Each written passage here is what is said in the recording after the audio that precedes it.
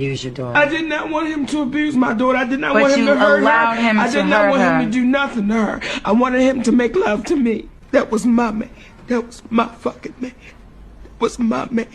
And he wanted my daughter. And that's why I hated her. Because my man, who was supposed to be loving me, who was supposed to be making love to me, was fucking my baby. And she made him leave. She made him go away.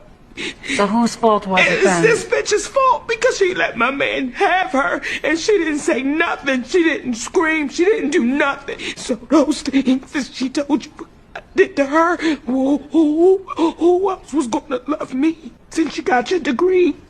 And you know every fucking thing.